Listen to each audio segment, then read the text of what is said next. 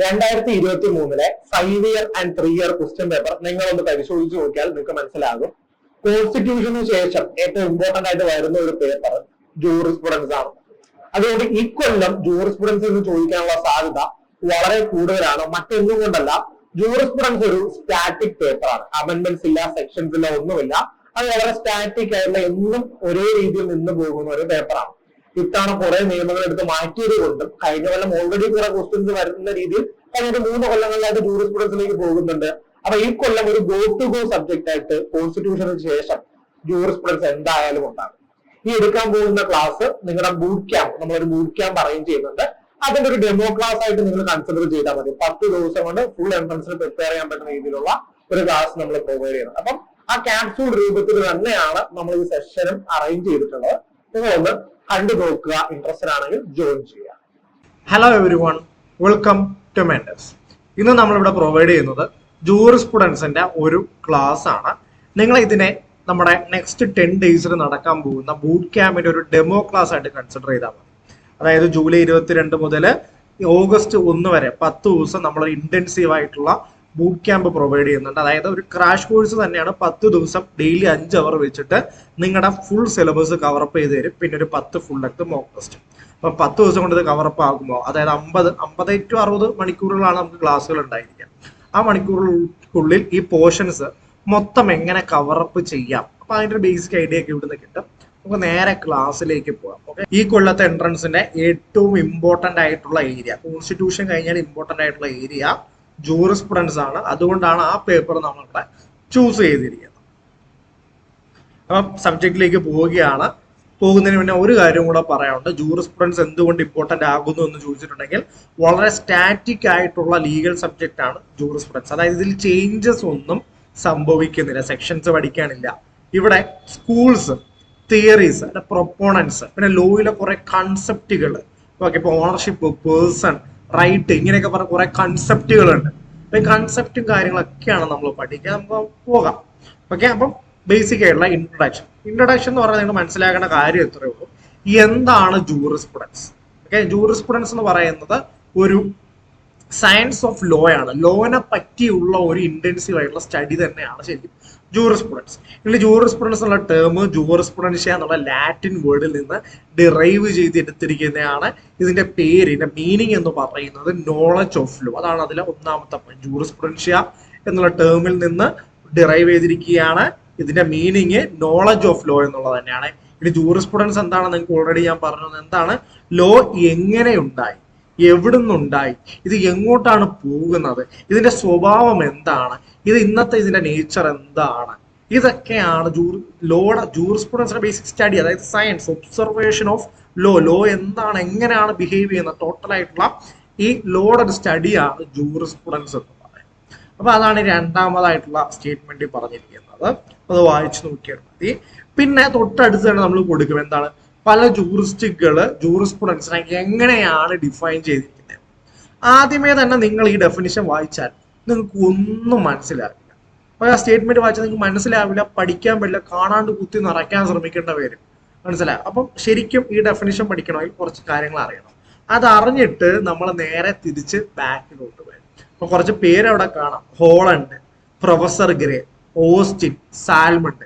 നിങ്ങളുടെ ജീവിതത്തിൽ ആദ്യമായിട്ട് കേൾക്കുന്നതായിരിക്കും. ചിലപ്പോൾ ഒരു കോച്ചിങ് അറ്റൻഡ് ചെയ്തിട്ടുള്ളവരായിരിക്കും. എന്തായാലും അപ്പൊ ഇതിനെ പറ്റിയിട്ട് ഇപ്പോൾ ഒരു നിലവിൽ ധാരണ ഇല്ലാത്തവർക്ക് പെട്ടെന്ന് ആ സ്റ്റേറ്റ്മെന്റ് പറഞ്ഞാൽ മനസ്സിലാവില്ല. നമ്മൾ അവിടേക്ക് തിരിച്ചു വരും. ഓക്കെ, അപ്പം ജൂറിസ്പ്രുഡൻസിന്റെ ഈ ജൂറിസ്റ്റുകൾ പറഞ്ഞിരിക്കുന്നത്, ഈ ജൂറിസ്റ്റുകൾ എന്ന് പറഞ്ഞു കഴിഞ്ഞാൽ സയന്റിസ്റ്റ് പോലെയാണ് ലോയ്ക്ക് ജൂറിസ്റ്റുകൾ. അവരാണ് കൃത്യമായിട്ട് പഠനം നടത്തി എന്തൊക്കെയാണ് ഗവേഷണമൊക്കെ നടത്തി പറയുന്ന ആളുകളാണ്. അപ്പം അവരുടെ ഡെഫിനിഷൻസിലേക്ക് നമ്മൾ ഇപ്പൊ വരുന്നില്ല. ഇപ്പൊ നമ്മളൊന്ന് പോവുകയാണ്.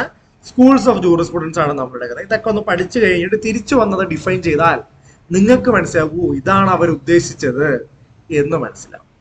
ഓക്കെ, അപ്പൊ നമുക്ക് സ്കൂൾസ് ഓഫ് ജൂറിസ്പ്രുഡൻസിലേക്കാണ് നമ്മൾ പോകുന്നത്. നമുക്ക് ക്വസ്റ്റ്യൻ അവർ ചോദിക്കാറുണ്ട്, പല സ്കൂളുകളുടെ പേര് തരുന്നത്, ഇത് ആരുടെയാണ് സ്കൂൾ, അല്ലെങ്കിൽ ഈ സ്കൂളിൽ ഒരു സ്റ്റേറ്റ്മെന്റ് തന്നിട്ട് ചോദിക്കും ഇത് ആര് പറഞ്ഞതാണ്. അങ്ങനത്തെ തരത്തിലുള്ള ചോദ്യങ്ങളൊക്കെ കൃത്യമായിട്ട് വന്നു പോകാറുണ്ട്. അപ്പൊ സ്കൂൾസ് ഓഫ് ജൂറിസ്പ്രുഡൻസ് നമുക്ക് മനസ്സിലാക്കാൻ ശ്രമിക്കാം. അതില് ഇവിടെ schools of jurisprudence basically deal ചെയ്യുന്ന വെച്ചിട്ടുണ്ടെങ്കിൽ, ഇവിടെ ഈ പല സ്കൂളുകളും, അതായത് നമുക്കൊരു സബ്ജക്ട് പഠിക്കാൻ ഡിഫറെന്റ് അപ്രോച്ച് എടുക്കാം.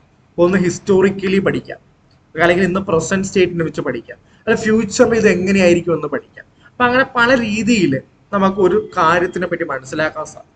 അപ്പൊ അങ്ങനെ പല രീതിയിലുള്ള അപ്രോച്ചുകൾ എടുത്തത് വെച്ചിട്ടാണ് ഡിഫറെന്റ് സ്കൂൾസ് ഉണ്ടായി വരുന്നത്. അപ്പൊ അതിൽ ഒന്നാമതായിട്ട് പറയുന്നതാണ് ഹിസ്റ്റോറിക്കൽ സ്കൂൾ എന്ന് പറയുന്നത്. ഹിസ്റ്റോറിക്കൽ സ്കൂളിന്റെ മെയിൻ ആയിട്ടുള്ള ചീഫ് എക്സ്പോണൻസ് അല്ലെങ്കിൽ പ്രൊപ്പോണൻസ് എന്ന് പറയുന്ന മെയിൻ ആയിട്ടുള്ള വക്താക്കൾ എന്ന് പറയുന്ന രണ്ട് പേരാണ് സവിഗ്നി, ഹെൻറി മൈനെ. ഈ രണ്ട് പേരാണ് മെയിൻ ആയിട്ടുള്ള പ്രൊപ്പോണൻസ്. ഇനി ഹിസ്റ്റോറിക്കൽ സ്കൂൾ എന്താണ് ഡീൽ ചെയ്യുന്നതെന്ന് ചോദിച്ചിട്ടുണ്ടെങ്കിൽ development and origin of law, law എങ്ങനെയാണ് ഉണ്ടായത്, ആദ്യമേ എങ്ങനെ ഉണ്ടായി, അതെങ്ങനെ ഡെവലപ്പായി വന്നു, ഇതാണ് ഹിസ്റ്റോറിക്കൽ സ്കൂൾ ബേസിക്കലി ഡീൽ ചെയ്യുന്നത്. അപ്പൊ ഇവരൊരു മേജർ ആയിട്ടുള്ള സ്റ്റേറ്റ്മെന്റ് ഉണ്ട്, a law is found not made, law കണ്ടെത്തപ്പെട്ടതാണ് ഉണ്ടാക്കിയതല്ല. ഇത് പറഞ്ഞ ആളുടെ പേര് സവിഗ്നിയാണ്. സവിഗ്നിയുടെ തിയറിയൊക്കെ നമ്മൾ കുറച്ച് കഴിയുമ്പോൾ പഠിക്കും. ഓക്കെ, അപ്പൊ ഓർത്തിരിക്കുക ഹിസ്റ്റോറിക്കൽ സ്കൂൾ ഡീൽ ചെയ്യുന്ന origin and development of law കൊടുത്തിട്ടുണ്ട്. അതേപോലെ law is found not made എന്നുള്ളതാണ് ഇവർ പറഞ്ഞിരിക്കുന്നത്. സവിഗ്നിയാണ്. അതായത് ഇവർ ഉദ്ദേശിക്കുന്നത് നമ്മൾ ലാംഗ്വേജസ് ഉണ്ടായല്ല, മലയാള ഭാഷ ആദ്യമേ ഒരാൾ എഴുതി ഉണ്ടാക്കിയത് കൊണ്ട് നമ്മൾ സംസാരിച്ചു തുടങ്ങിയതല്ല, തന്നെ മനുഷ്യന്മാർ സംസാരിക്കാൻ വേണ്ടി തന്നെ സ്വാഭാവികമായിട്ട് കണ്ടെത്തിയ ഒന്നാണ്. ലാംഗ്വേജ് പതുക്കെ സ്വയം ഡെവലപ്പ് ചെയ്ത് വന്ന ഒന്നാണ്, അതുകൊണ്ട് ആരും എഴുതി ഉണ്ടാക്കിയതല്ല. അതുപോലെ തന്നെയാണ് ലോയും ആദ്യം എഴുതി വെക്കേണ്ട ആവശ്യമില്ല, അത് തന്നെ ഡെവലപ്പായി വന്നതാണ്. അത് നമ്മൾ കണ്ടെത്തി എന്നേ ഉള്ളൂ. ആ ലോജിക്ക് മനസ്സിലായ. Law is found not made said by Savigny. സവിഗ്നിയാണ് പറഞ്ഞ ആള്.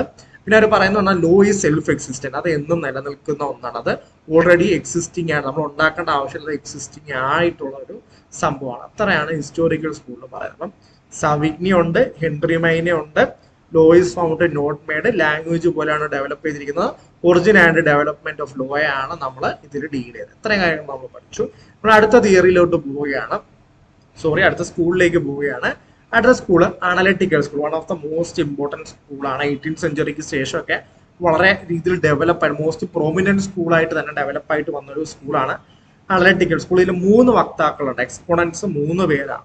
Chief exponents are 3, Austin, Holland, Salmond. ഈ 3 പേരും അല്ലാണ്ട് ഒരുപാട് ആളുകളുണ്ട്.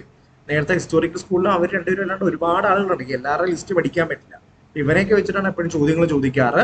അതുകൊണ്ടാണ് നമ്മൾ ഇവരുടെ പേര് പഠിച്ചു വെക്കുന്നത്. ഓക്കെ, അപ്പൊ analytical school deals with the present nature. ഇന്ന് ലോ എങ്ങനെയാണ് എന്നുള്ളതാണ് ബേസിക് ആയിട്ട് അനലിറ്റിക്കൽ സ്കൂൾ ഡീൽ ചെയ്യുന്നത്.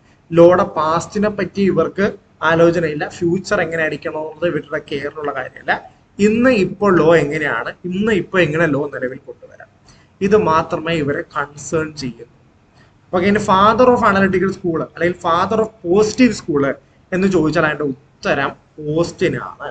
ഓക്കെ, ഈ അനലിറ്റിക്കൽ സ്കൂളിനെ തന്നെയാണ് പോസിറ്റീവ് സ്കൂൾ എന്നും വിളിക്കുന്നത്. കാരണം ഇന്ന് ഇപ്പോൾ നിലവിലുള്ള മനുഷ്യനിർമ്മിതമായ ആപ്ലിക്കബിൾ ലോനെ പറ്റിയിട്ടുള്ള ഡിസ്കഷൻസ് മാത്രമേ അനലിറ്റിക്കൽ സ്കൂളിൽ നടക്കുന്നു. അതുകൊണ്ട് തന്നെ ഇതിനെ പോസിറ്റീവ് ലോ എന്നും വിളിക്കുന്നു എന്നുള്ളത് മനസ്സിലാക്കുക. ഓക്കെ, അപ്പൊ അത് മനസ്സിലാക്കുക.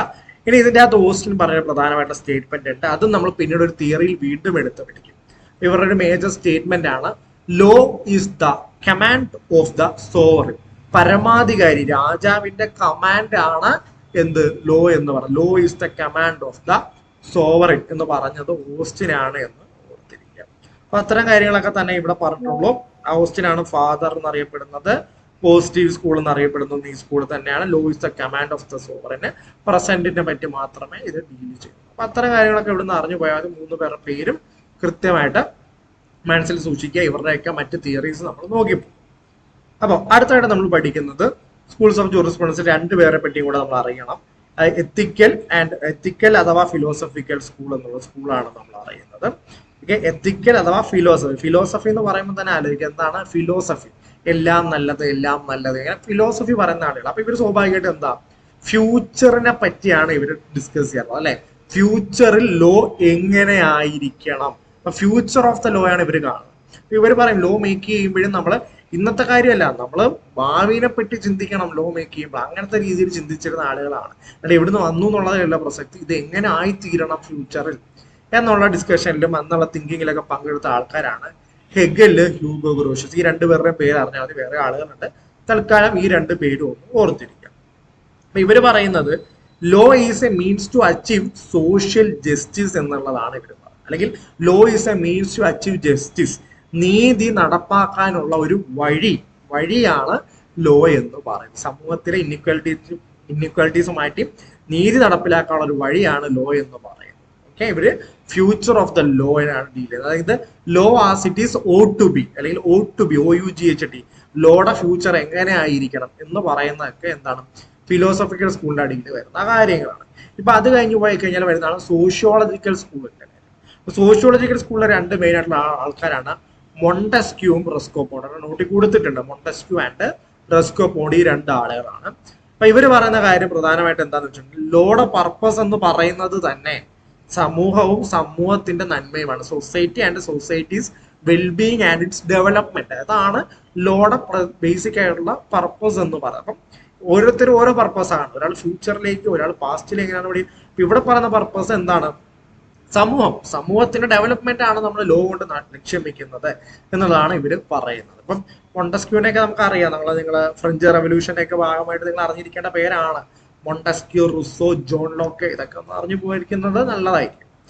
അപ്പൊ ഇവിടെ ഈ സ്കൂളിന്റെ അടുത്ത് പറയുന്നത് ഇനിയിപ്പം ഡ്യുവാലിറ്റി ഓഫ് ഇൻട്രസ്റ്റുകളുമായിട്ട് ബന്ധപ്പെട്ടുള്ള സ്കൂൾ ഏതാണെന്ന് ചോദിച്ചു കഴിഞ്ഞാലും സോഷ്യോളജിക്കൽ സ്കൂളാണ്. സോഷ്യോളജിക്കൽ സ്കൂളിലാണ് ഇവർ പറയുന്നത് ഒരു ആൾക്ക്, ഒരു വ്യക്തിക്ക് സൊസൈറ്റിയിൽ രണ്ട് ഇൻട്രസ്റ്റുകൾ ഉണ്ടാകും. സോഷ്യൽ ഇൻട്രസ്റ്റ് ഉണ്ടാകും, അതുപോലെ തന്നെ സ്വാഭാവികമായിട്ടും അദ്ദേഹത്തിന് ഒരു പേഴ്സണൽ ഇൻട്രസ്റ്റ് ഉണ്ടാകും.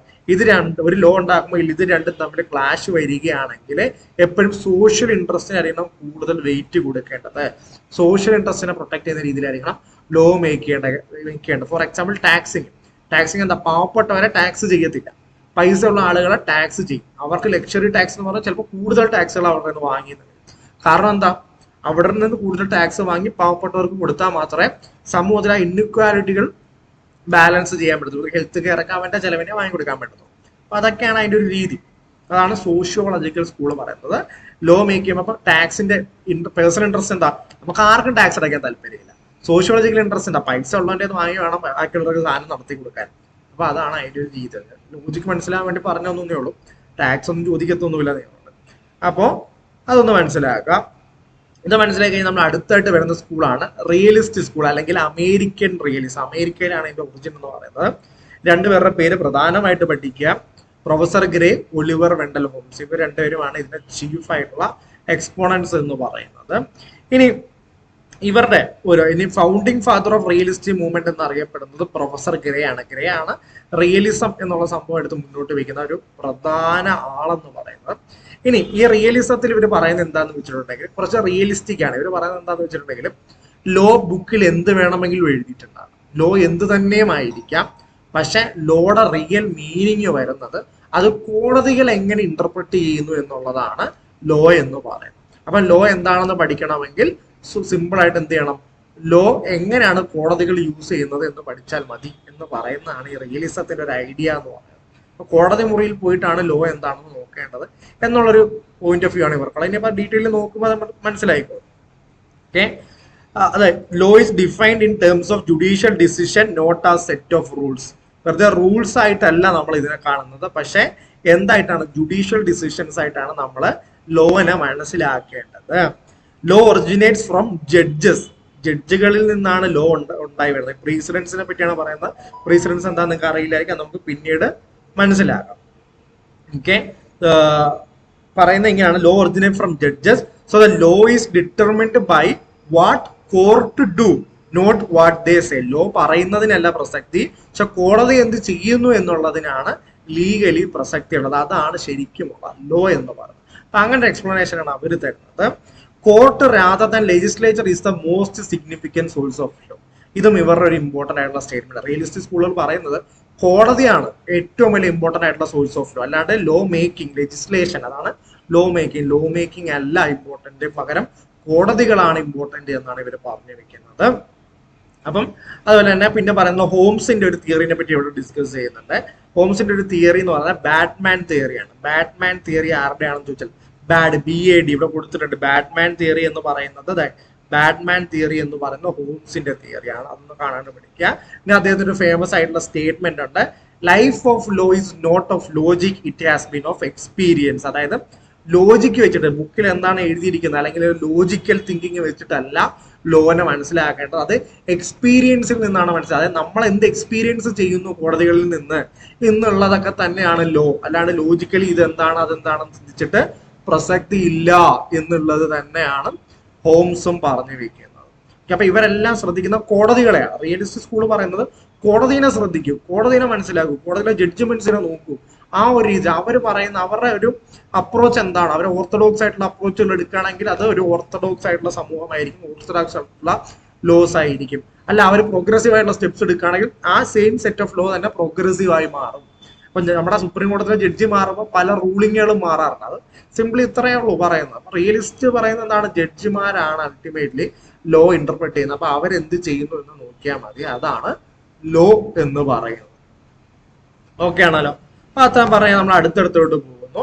അടുത്തടുത്ത് പറയുന്നത് നാച്ചുറൽ സ്കൂൾ ഓഫ് ലോ എന്ന് പറഞ്ഞ സ്കൂൾ. ഒരു രീതിയിൽ പറഞ്ഞു കഴിഞ്ഞാൽ ആദ്യത്തെ സ്കൂൾ എന്ന് വേണമെങ്കിൽ നമുക്ക് നാച്ചുറൽ സ്കൂൾ ഓഫ് ലോനെ പറയാം. എന്നാൽ ഇന്നത്തെ കാലത്ത് അത് വീണ്ടും തിരിച്ചു വന്നത്. അതായത് പണ്ട് ഇങ്ങനെ ഒരു സ്കൂൾ ഉണ്ടായിരുന്നു, അതിനെ നമ്മൾ പുറത്താക്കിയിട്ടാണ് ഈ പറഞ്ഞ സ്കൂളുകളെല്ലാം വന്നത്. ഇതിൽ ഈ അവസാന കാലത്തോട്ട് വീണ്ടും ഈ revival of the natural law സംഭവിച്ചുകൊണ്ടിരിക്കുകയാണ്. അപ്പൊ നാച്ചുറൽ ലോ എന്ന് വെച്ചാൽ ആദ്യ കാലത്തിൽ സോക്രട്ടീസും അരിസ്റ്റോട്ടിലും ഒക്കെ പറഞ്ഞിരുന്ന കുറെ സംഭവങ്ങളാണ്. എന്താണ് ലോ എന്ന് പറയുന്നത്, നമ്മൾ നേച്ചറിൽ നിന്ന് ഡിറൈവ് ചെയ്തെടുക്കുന്ന ഒരു സംഭവമാണ്. ഓക്കെ, അത് വളരെ നാച്ചുറൽ ആയിട്ട് ഹാപ്പൻ ചെയ്യുന്നതാണ്. നമ്മുടെ മനസാക്ഷിയാണ് ലോ എന്ന് പറയുന്നത്. മൊറാലിറ്റിക്കാണ് ഇവിടെ ഇമ്പോർട്ടൻസ്. അപ്പൊ നമ്മൾ മോറലി ശരിയല്ലാത്തൊരു കാര്യം ലോയിൽ എന്താണ് ഇത് ശരിയാണ് അല്ലെങ്കിൽ ശരിയല്ല എന്നൊക്കെ എഴുതി വെച്ച് കഴിഞ്ഞാൽ ഒന്നും കാര്യമില്ല. കാരണം മൊറാലിറ്റിക്കാണ് നമ്മൾ അൾട്ടിമേറ്റ്ലി ആൻസറബിൾ എന്ന് പറയുന്നതാണ് നാച്ചുറൽ ലോ എന്ന് പറയുന്നത്. ഇത് പഴയ തിയറി ആയിരുന്നു, ഇതിനെടുത്ത് കളഞ്ഞുകൊണ്ടാണ് അല്ല സ്റ്റേറ്റ് ഉണ്ടാക്കും ലോ, ഓക്കെ രാജ്യം ഉണ്ടാക്കും ലോ എന്നുള്ള സംഭവത്തിലോട്ടൊക്കെ വളരെ മനസാക്ഷിനെ നോക്കി കഴിഞ്ഞാൽ മനസാക്ഷി ഇല്ലാത്തവന് അതായിരിക്കും ശരി. അപ്പൊ അതൊക്കെ വേറെ കഥയാണ്. അപ്പൊ എന്തായാലും എന്തെങ്കിലും ആയിക്കോട്ടെ. അപ്പം മൊറാലിറ്റിയും ലോയും തമ്മിലൊരു ബന്ധമുണ്ട് എന്ന് പറയുന്നതാണ് നാച്ചുറൽ സ്കൂൾ ഓഫ് ലോ എന്ന് പറയുന്നത്. അപ്പൊ ഇതിന്റെ പ്രധാനമായിട്ടുള്ള വക്താക്കളാണ് ഏൻഷ്യൻ ടൈംസ്, പണ്ട് കാലത്ത് സോക്രട്ടീസിന്റെ ശിഷ്യനായ അരിസ്റ്റോട്ടിലാണ് ഇത് ഫുള്ള് ഡെവലപ്പ് ചെയ്തെടുത്തത്. അതുകൊണ്ട് അരിസ്റ്റോട്ടിലാണ് ഫാദർ ഓഫ് നാച്ചുറൽ സ്കൂൾ എന്നുള്ള രീതിയിൽ നമ്മൾ അറിയപ്പെടുന്നത്. നമ്മൾ നേരത്തെ പഠിച്ചിരുന്നു ഒരു പഠിച്ച സ്കൂളുകളുടെ കാര്യം പറഞ്ഞപ്പോൾ പറയാൻ വിട്ടുപോയിട്ടുണ്ട്. ഹ്യൂഗോ ഗ്രോഷ്യസ് ആണ് ഫാദർ ഓഫ് ഇന്റർനാഷണൽ ലോ എന്നുള്ള രീതിയിൽ അറിയപ്പെടുന്നത്. അത് നേരത്തെ നമ്മൾ പഠിച്ച ടോപ്പിക്കിൽ ഉണ്ടായിരുന്നു, പക്ഷെ അത് പറയാൻ വിട്ടുപോയി. ഹ്യൂഗോ ഗ്രോഷ്യസ് ആണ്, ഞാൻ ഒട്ടും നോക്കിയിട്ടുണ്ടായിരുന്നില്ല. ഹ്യൂഗോ ഗ്രോഷ്യസ് ആണ് ഫാദർ ഓഫ് ഇന്റർനാഷണൽ ലോ എന്ന് അറിയപ്പെടുന്നത്. പിന്നെ മിഡീവൽ പീരീഡിൽ ഈ നാച്ചുറൽ ലോനെ എടുത്ത് പ്രൊമോട്ട് ചെയ്ത ആളാണ് സെന്റ് അക്വിനാസ് എന്നാണ് അറിയപ്പെടുന്നത്. സെന്റ് അക്വിനാസ് ആണ് ഇത് പ്രൊമോട്ട് ചെയ്തത്. പിന്നെ റിനൈസൻസ് പീരീഡിൽ നമ്മൾ ഇതിനെ പ്രൊമോട്ട് ചെയ്ത ആൾക്കാരാണ് ഈ ഹോബ്സ്, ജോൺ ലോക്ക്, റുസോ എന്ന് പറയുന്ന 3 ആളുകള്. മോഡേൺ ടൈംസിൽ ഇങ്ങനെ പ്രത്യേകിച്ച് ഒരു തിയറിസ്റ്റ് പറയുന്നില്ല. രണ്ടാം ലോക മഹായുദ്ധ ശേഷം എല്ലാവരും എന്താണ് കുറച്ച് നാച്ചുറൽ ലോ തിയറീസ് ഒക്കെ കൊണ്ടുവരണം. കാരണം എന്താണ്, മൊറാലിറ്റിക്ക് ഇമ്പോർട്ടൻസ് കൊടുക്കണം. അതിനുള്ള റീസൺ ഒക്കെ എന്താ നമുക്ക് ക്ലാസ്സിൽ മനസ്സിലാക്കാം. കാരണം എന്താ വെച്ചാൽ ഒരു നൂറംബർഗ് ജഡ്ജ്മെന്റ് ഒക്കെ സംഭവിച്ചു, അതിന്റെ ഭാഗമായിട്ടാണ്. കാരണം എന്താണ്, രണ്ടാം ലോക മഹായുദ്ധം കഴിഞ്ഞപ്പോൾ എന്താണ് മൊറാലിറ്റിക്കെതിരെ ഒരാൾ ലോ ഉണ്ടാക്കി, എന്നിട്ട് നമ്മൾ ലോ ആണ് ഫോളോ ചെയ്യുന്നത് എന്ന് പറയാൻ പാടില്ല. കാരണം മൊറാലിറ്റി ഷുഡ് ഹാവ്, മനസാക്ഷിക്കൊക്കെ ഒരു കോമൺ ഒരു കോൺഷ്യൻസിന് കുറച്ച് ഇമ്പോർട്ടൻസ് കൊടുക്കണം. അത് നമ്മൾ സോഴ്സ് ഓഫ് ലോ ഒക്കെ പഠിക്കണം. അതിൽ 5ാമത്തെ വളരെ ഇമ്പോർട്ടന്റ് ആയിട്ടുള്ള ലോ ആണ് justice, equity and good conscience എന്ന് പറയുന്ന സോഴ്സ് ഒക്കെ നമ്മൾ പഠിക്കും. നമുക്ക് അപ്പം നോക്കാം. അപ്പൊ ഇതൊക്കെയാണ് മനസ്സിലാക്കേണ്ടത്. നാച്ചുറൽ സ്കൂളിൽ നമ്മൾ മനസ്സിലാക്കേണ്ട കാര്യം എന്ന് പറഞ്ഞാൽ ഇവര് മൊറാലിറ്റിക്ക് ഇമ്പോർട്ടൻസ് കൊടുത്തുകൊണ്ട് മൊറാലിറ്റിയിൽ നിന്ന് ലോ ഡിറൈവ് ചെയ്തിരുന്ന ആളുകളായിരുന്നു. അപ്പം ജനറൽ ഘടന ഇവിടെ കൊടുത്തിട്ടുണ്ട്.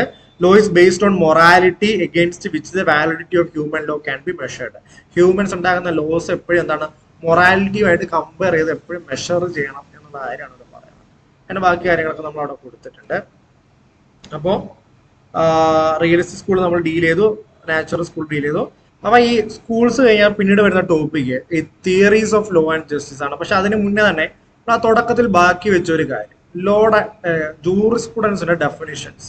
ഇപ്പൊ Holland, professor grey, Austin, Salmond, ഇപ്പൊ ഈ പേരൊക്കെ നിങ്ങൾക്ക് അറിയാം. നിങ്ങൾ ഓരോ സ്കൂളിലായിട്ട് ഇവരുടെ ആൾക്കാരെ പേര് കണ്ടോ, ഇപ്പൊ ഇവര് പരിചിതമായിട്ടുള്ള ആളുകളാണ്.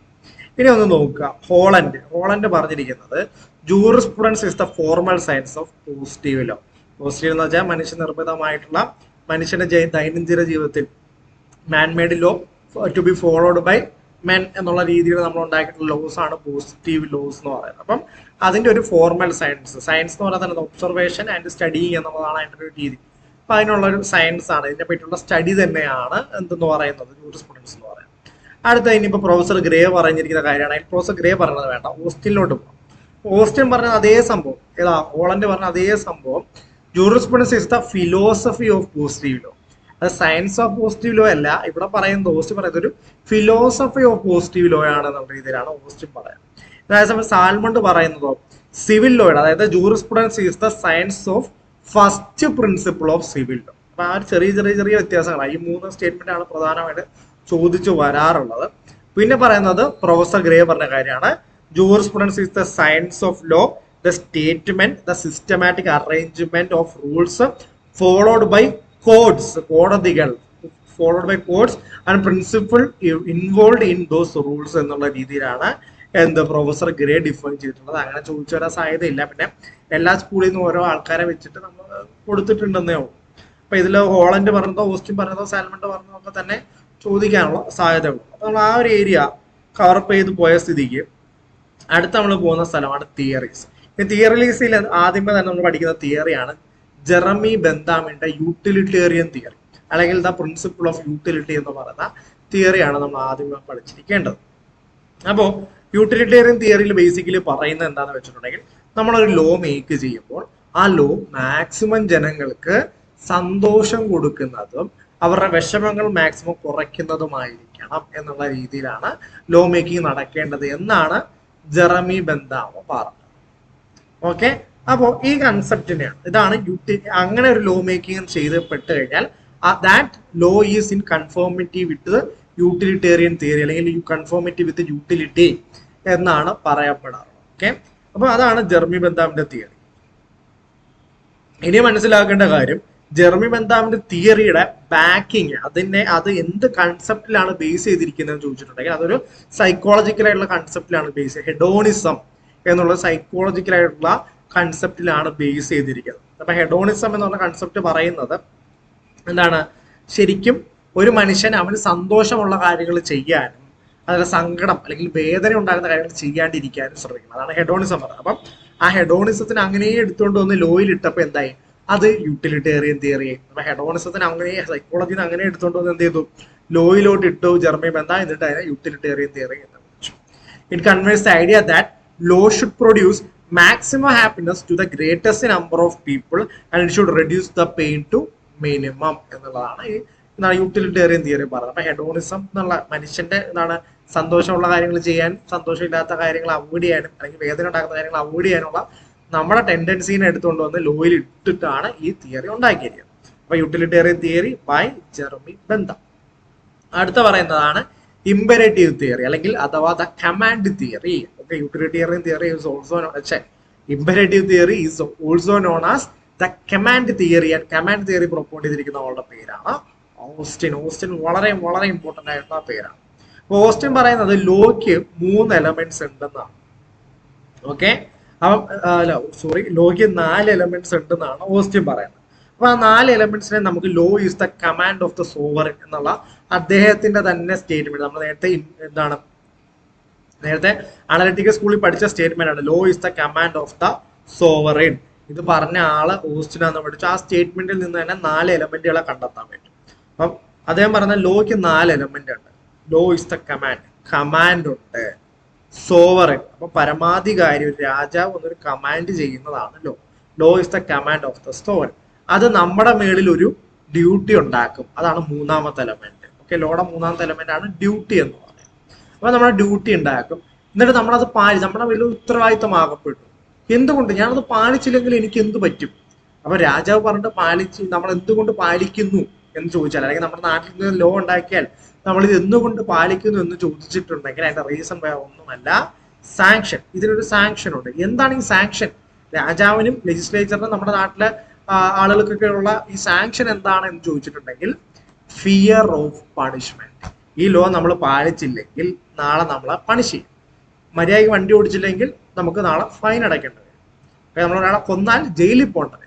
അപ്പൊ ഇതൊക്കെ കൊണ്ട് പണ്ട് രാജാവ് പറഞ്ഞത് കേട്ടില്ലെങ്കിൽ ഭടന്മാർ വന്ന് നമ്മളെ തല്ലും. അപ്പൊ ഈ ഫിയർ ഓഫ് പണിഷ്മെന്റ് ആണ് ബേസിക് ആയിട്ട് നമ്മളെ കൊണ്ട് ലോ ഫോളോ ചെയ്യിക്കുന്ന ഈ സാങ്ഷൻ എന്ന് പറയുന്നത്. അപ്പൊ ഇതാണ് അദ്ദേഹം പറഞ്ഞ 4 കാര്യം. അതായത് ലോ ഒരു കമാൻഡ് ഉണ്ട്, അതൊരു സോവറിനാണ് ആ കമാൻഡ് മേക്ക് ചെയ്യുന്നത്, അത് നമ്മുടെ മുകളിൽ ഒരു ഡ്യൂട്ടി ഉണ്ടാക്കും. അപ്പോൾ സ്വാഭാവികമായിട്ട് അതിനൊരു സാങ്ഷനും ഉണ്ട്. അതുകൊണ്ടാണ് നമ്മളത് ഫോളോ ചെയ്യുന്നത്. സാങ്ഷൻ എന്ന് പറഞ്ഞു കഴിഞ്ഞാൽ ഫിയർ ഓഫ് പണിഷ്മെന്റ്. അപ്പൊ അത് ക്വസ്റ്റ്യൻ പേപ്പർ ചോദിച്ചുള്ള ചോദ്യം, what do you mean by sanction, what does it mean according to Austin, what is sanction, അതായിരുന്നു ക്വസ്റ്റ്യൻ എന്ന് പറഞ്ഞത്. അപ്പം ഫിയർ ഓഫ് പണിഷ്മെന്റ് കിട്ടുന്നുള്ള പേടി കാരണം നമ്മളിത് നമുക്കതിന്റെ സാങ്ഷൻ ഉണ്ടെന്ന് നമ്മൾ അംഗീകരിക്കുന്നു എന്നുള്ളതാണ് സംഭവം. അപ്പൊ അത് നോക്കുക, അതിന്റെ ബേസിക് ആയിട്ടുള്ള കാര്യങ്ങളൊക്കെ കൊടുത്തിട്ടുണ്ട്. Law is made up of general commands issued by sovereign to its സബ്ജക്ട്സിനായിട്ട് ഇഷ്യൂ ചെയ്ത കമാൻഡുകളാണ്. Its command of the sovereign, it is the command of the sovereign of a determinate human superior to an inferior and is accompanied by sanction. The sanction എന്താണെന്ന് ചോദിച്ചിട്ടുണ്ടെങ്കിൽ is the if law is not obeyed, force will be employed against the person who violates it. അതാണ് sanction എന്ന് പറയുന്നത്. Okay, എന്താണ് law follow ചെയ്തില്ലെങ്കിൽ force ഉപയോഗിക്കുക നിങ്ങളുടെ മുകളിൽ എന്നുള്ള ആ സംഭവമാണ് നമ്മൾ സാങ്ഷൻ ആയിട്ട് പറയുന്നത്. അല്ലെങ്കിൽ ഫിയർ ഓഫ് പണിഷ്മെന്റിനെയാണ് നമ്മൾ ബേസിക്കലി സാങ്ഷൻ എന്ന് പറയുന്നത്. അല്ല, ഓസ്റ്റിന്റെ വേറൊരു സംഭവമാണ് ജനറൽ ജൂറിസ്പ്രുഡൻസ് എന്നും പർട്ടിക്കുലർ ജൂറിസ്പ്രുഡൻസ് എന്നും. ജൂറിസ്പ്രുഡൻസിനെ ഡിവൈഡ് ചെയ്തത് ആരാന്ന് ചോദിച്ചു കഴിഞ്ഞാലും ആ ചോദ്യത്തിന്റെയും ഉത്തരം എന്ന് പറയുന്നത് ഓസ്റ്റിൻ ആണ് എന്നുള്ളത് നിങ്ങൾ കൃത്യമായിട്ട് മനസ്സിലാക്കുക. അത്തരം കാര്യങ്ങളൊക്കെ തന്നെ നമ്മൾ മനസ്സിലാക്കേണ്ടതുള്ളൂ. അടുത്ത പോകുന്ന തിയറിയാണ് വോൾഗിസ്റ്റ് തിയറി ബൈ സാവിഗ്നി. അപ്പൊ തന്നെ മനസ്സിലായി വോൾഗിസ്റ്റ് തിയറി, സാവിഗ്നി. വോൾഗിസം അതൊരു ജർമ്മൻ വേർഡാണ്. അപ്പൊ ജർമ്മൻ ജൂറിസ്റ്റ് ആണ് സാവിഗ്നി എന്ന് പറയുന്നത്. അപ്പം വോൾഗിസ്റ്റ് തിയറി പറയുന്ന സംഭവം എന്താണെന്ന് ചോദിച്ചിട്ടുണ്ടെങ്കിൽ, ലോ എന്ന് പറയുന്നത് ഒരു കോമൺ കോൺഷ്യൻസിന്റെ റിഫ്ലക്ഷൻ, ഒരു പൊതുബോധത്തിന്റെ റിഫ്ലക്ഷൻ ആണ് ലോ എന്ന് പറയുന്നത്. ഓക്കെ, അതായത് ഒരു സമൂഹത്തിൽ ജീവിക്കുന്ന ജനങ്ങളുടെ സ്പിരിറ്റിന്റെ റിഫ്ലക്ഷൻ. സ്പിരിറ്റ് എന്നുള്ളത് ഉദ്ദേശിക്കുന്നത് കോമൺ കോൺഷ്യൻസിനാണ് അദ്ദേഹം ഉദ്ദേശിച്ചത്. അതിന്റെ റിഫ്ലക്ഷൻ നമുക്ക് എന്നും ലോയിൽ കാണാൻ സാധിക്കുമെന്നാണ് വോൾഗിസ്റ്റ് തിയറിയിൽ അദ്ദേഹം പറയുന്നത്. Okay, nature of any system of law was the reflection of the spirit of the people who evolved it. ആ സ്പിരിറ്റ് ഓഫ് ദ പീപ്പിളിനാണ് അദ്ദേഹം വോൾഗിസ്റ്റ് എന്ന് വിളിച്ചത്. ഫോർ എക്സാമ്പിൾ, ഇന്ത്യയിൽ പണ്ടത്തെ കാര്യങ്ങൾ എടുത്തു. പണ്ടെന്ന് വെച്ചാൽ ഇവിടെ മോഷ്ടിച്ചു കഴിഞ്ഞാൽ വലിയ ശിക്ഷയൊന്നുമില്ല. പക്ഷെ അറേബ്യൻ നാട്ടിലാണെങ്കിൽ കൈമുറിക്കും. അപ്പൊ ഒരേ തെറ്റിന് 2 ശിക്ഷയാണ് 2 സ്ഥലത്ത് പോകും. അപ്പൊ അതെന്തുകൊണ്ട് സംഭവിക്കുന്നു എന്ന് വെച്ചിട്ടുണ്ടെങ്കിൽ, ഈ നാട്ടിലെ ആളുകളുടെ കോമൺ കോൺഷ്യൻസ് ഒരു രീതിയിലാണ്, അവിടുത്തെ കോമൺ കോൺഷ്യൻസ് വേറെ രീതിയിലാണ്. ഇപ്പൊ ഹോമോസെക്ഷാലിറ്റി ഇവിടെ എന്ത് ചെയ്യുന്നു, ഇവിടെ പണിഷ്മെന്റ് ഒന്നുമില്ല, ഇവിടെ ക്രിമിനൽ ഓഫൻസ് ആയിട്ട് കാണുന്നില്ല. നമ്മൾ അതിനെ എന്ത് ചെയ്യുന്നു, നമ്മൾ അത് അംഗീകരിക്കുന്നു. പക്ഷെ കല്യാണം ഒന്നും കഴിക്കാൻ പറ്റത്തില്ല. ഇനി വേറെ കുറച്ച് രാജ്യങ്ങളിൽ പോയി കഴിഞ്ഞാൽ ഇത് മഹാപാപമാണ്, നമ്മൾ എന്താണ് അവരെ തൂക്കിക്കൊല്ലാൻ വരെ വിധിക്കുന്ന രാജ്യങ്ങൾ. എന്നാൽ വേറെ ചില രാജ്യങ്ങളിൽ പോകുമ്പോൾ നിങ്ങൾ കല്യാണം കഴിച്ചു ഒരു കുഴപ്പമില്ല എന്ന് പറഞ്ഞുതരാം. അപ്പൊ ഒരേ കാര്യം ഒരിടത്ത് തെറ്റോ ഒരിടത്ത് ശരിക്കും അധികം ആഘോഷിക്കുകയൊന്നും വേണ്ട, വേറൊരിടത്ത് ആഘോഷിച്ച് കല്യാണമായിട്ട് വരാൻ നടക്കും. അപ്പൊ അതാണ് ഒരേ സംഭവത്തിന് 3 പെർസ്പെക്റ്റീവ് വരുന്നു. അതെന്തുകൊണ്ടാണെങ്കിൽ കോമൺ കോൺഷ്യസ്, ആ ജനങ്ങളുടെ സ്പിരിറ്റിന്റെ റിഫ്ലക്ഷൻ ആണ് ലോയിൽ ഉണ്ടാവുക. അപ്പൊ അത് ഓരോ രാജ്യത്തെ ആളുകൾ ഓരോ രീതിയിലായതുകൊണ്ട് ലോയിലും ആ ചേഞ്ചസ് സ്വാഭാവികമായിട്ടും ഉണ്ടാവും. അതാണ് അവിടെ പറയുന്നത്. Volksgeist means spirit of the people അഥവാ നാഷണലിസം എന്നുള്ള രീതിയിലാണ് നമ്മൾ മനസ്സിലാക്കി പോകുന്നത്. അടുത്ത പറയുന്നതാണ് social engineering theory by Roscoe Pound എന്നുള്ള കാര്യം ഒന്ന് ഓർത്തിരിക്കുക. അപ്പൊ social engineering theory by Roscoe Pound എന്നുള്ളത് കൃത്യമായിട്ട് മനസ്സിലാക്കുക. അപ്പൊ ഇതിൽ സോഷ്യൽ എഞ്ചിനീയറിംഗ് തിയറി എന്ന് പറയുന്നത് വെച്ചിട്ടുണ്ടെങ്കിൽ, ലോയേഴ്സ് അല്ലെങ്കിൽ ലോ മേക്കേഴ്സിന്റെ ജോലി എന്ന് പറയുന്നത് ചുമ്മാ ലോ ഉണ്ടാക്കുക എന്നുള്ളതല്ല, സമൂഹത്തിൽ നിൽക്കുന്ന ഇൻഇക്വാലിറ്റീസിനെ ബാലൻസ് ചെയ്യാൻ വേണ്ടിയിട്ട് ലോസ് ഉണ്ടാക്കുക, സോഷ്യലി എഞ്ചിനീയറിംഗ് ചെയ്യുക. അതായത് സമൂഹത്തിന് ഒരു ഈക്വൽ ആയിട്ടുള്ള ഫൂട്ടിങ്ങിൽ എത്തിക്കാൻ പറ്റുന്ന രീതിയിൽ സ്ട്രക്ചർ ചെയ്യുന്ന രീതിയിൽ ലോ മേക്കിംഗ് നടത്തുക എന്നുള്ളതാണ് സോഷ്യൽ എഞ്ചിനീയറിംഗ് തിയറി കൊണ്ട് ഉദ്ദേശിക്കുന്ന കാര്യം പറഞ്ഞത്. ഇപ്പൊ നമ്മുടെ കോൺസ്റ്റിറ്റ്യൂഷണൽ DPSB ഈ സോഷ്യൽ എഞ്ചിനീയറിംഗിന്റെ ഭാഗമാണ്. റിസർവേഷൻ സോഷ്യൽ എഞ്ചിനീയറിംഗിന്റെ ഭാഗമാണ്. കാരണം ചിലർക്ക് എന്താണ് ജനറേഷൻ ആയിട്ട് അവിടെ അടിച്ചമർത്തപ്പെട്ടതായിട്ട് അവർക്ക് കിട്ടിയ എഡ്യൂക്കേഷൻ കാര്യങ്ങളൊക്കെ കുറവാണ്. അപ്പൊ ഇവരെ ഒരേ രീതിയിൽ എത്തിക്കണമെങ്കിൽ അവർക്ക് കുറച്ച് റിസർവേഷൻ ഒക്കെ കൊടുത്ത് ഒരുമിച്ച് കൊണ്ടുവന്നിട്ടേ കാര്യമുള്ളൂ. അപ്പൊ അതൊക്കെയാണ് സോഷ്യൽ എഞ്ചിനീയറിംഗിന്റെ ഭാഗമായിട്ട്. അത് ഡീറ്റെയിൽസ് ഒന്നും വേണ്ട. സോഷ്യൽ എഞ്ചിനീയറിംഗ് തിയറി പറഞ്ഞത് റെസ്കോപ്പുണ്ട്. അടുത്ത പ്യുവർ തിയറി ഓഫ് ലോ പറഞ്ഞത് ആരാന്ന് ചോദിച്ചിട്ടുണ്ടെങ്കിൽ ഹാൻസ് ഗെൽസൺ. പ്യുവർ തിയറി ഓഫ് ലോയുടെ പ്രത്യേകത എന്താണെന്ന് വെച്ചിട്ടുണ്ടെങ്കിൽ, ലോയുടെ ഓൺ ടേംസിൽ ഡിഫൈൻ ചെയ്തത് സൈക്കോളജിയുടെയോ സയൻസിന്റെയോ സോഷ്യോളജിയുടെയോ ഒന്നും സഹായമില്ലാണ്ട് ലോയുടെ ടേംസിൽ ഡിഫൈൻ ചെയ്യാൻ ശ്രമിച്ച ഒരു തിയറിയാണ് pure theory of law. It was a failed theory. ഇവിടെ എന്താണ് നമ്മൾ ഡ്യൂ റെക്കഗ്നിഷൻ കൊടുക്കുന്നുണ്ട്. അപ്പം ഇത്തരം കാര്യങ്ങളാണ് നമ്മൾ പഠിച്ചു പോകുന്നത്. ഓക്കെ, 1.5 മണിക്കൂറാണ് എടുത്തത്. നമുക്ക് എത്ര ചോദ്യങ്ങൾക്ക് ഉത്തരം കിട്ടിയെന്ന് നിങ്ങൾക്ക് മനസ്സിലായിട്ടുണ്ടോ? എന്നാൽ പ്രീവിയസ് ഇയർ ക്വസ്റ്റ്യൻ പേപ്പർ എടുത്ത് നോക്കി കഴിഞ്ഞാൽ നിങ്ങൾക്ക് മനസ്സിലാവും. കുറെ തിയറീസും അതിന്റെ ആളുകളെ നമുക്ക് കിട്ടി, സ്കൂൾസ് കിട്ടി, ജൂറിസ്പ്രുഡൻസ് എന്താണെന്ന് കിട്ടി, അതിന്റെ ഡെഫിനിഷൻ എന്താണെന്ന് കിട്ടി. ഓക്കെ, അപ്പൊ ഈ തരത്തിലാണ് നമ്മുടെ ബൂട്ട് ക്യാമ്പിന്റെ ക്ലാസ്സുകൾ ഉണ്ടായിരിക്കുക. ഓക്കെ, ഈ സബ്ജക്ട് ജൂറിസ്പ്രുഡൻസ് നമ്മളൊരു 3 hours മാക്സിമം നമ്മൾ വൈൻഡ് അപ്പ് ചെയ്തിരിക്കും. ഓക്കെ, 3 hours നമ്മൾ സബ്ജക്ട് തീർത്തിരിക്കും. 2 hours മതി, എന്നാലും 3 hours നമ്മൾ തീർത്തിരിക്കും. അതേപോലെ ഓരോ സബ്ജക്റ്റും കൃത്യമായിട്ട് ക്ലാസ്സുകൾ കിട്ടും. എന്നാൽ അത് വളരെ കൃത്യമായിട്ടുള്ള ചെറിയ അളവിലും ചെറിയ ഡോസിലുമായിട്ട് നിങ്ങൾക്ക് പെട്ടെന്ന് പഠിക്കാൻ പറ്റുന്ന രീതിയിൽ ക്യാപ്സ്യൂളുകളായിട്ടായിരിക്കും നിങ്ങൾക്ക് ഈ ബൂട്ട് ക്യാമ്പിന് ക്ലാസ്സുകൾ എടുക്കുന്നുണ്ടാവുക. നിങ്ങൾക്ക് ജോയിൻ ചെയ്ത് കഴിഞ്ഞാൽ നിങ്ങൾക്ക് വളരെ യൂസ്ഫുൾ ആയിരിക്കും. അപ്പോൾ ജസ്റ്റ് 500 rupees ആണ് ഫീസ് വരുന്നത്. ഡിസ്ക്രിപ്ഷനിൽ ജോയിൻ ചെയ്യാനുള്ള ലിങ്ക് കൊടുത്തിട്ടുണ്ട്. ആ ലിങ്കിൽ ക്ലിക്ക് ചെയ്തുകൊണ്ട് നിങ്ങൾക്ക് ഫോം ഫില്ല് ചെയ്ത് നമ്മുടെ കോച്ചിങ്ങിന് ജോയിൻ ചെയ്യാം. അല്ലെങ്കിൽ ഡയറക്റ്റ് ഞങ്ങളെ കോൺടാക്ട് ചെയ്തുകൊണ്ട് ജോയിൻ ചെയ്യാം. കോൺടാക്ട് നമ്പർ അവിടെ കൊടുത്തിട്ടുണ്ട്. ഓക്കെ, അപ്പോൾ ഇൻട്രസ്റ്റഡ് ആണെങ്കിൽ പ്ലീസ് ഡു ജോയിൻ.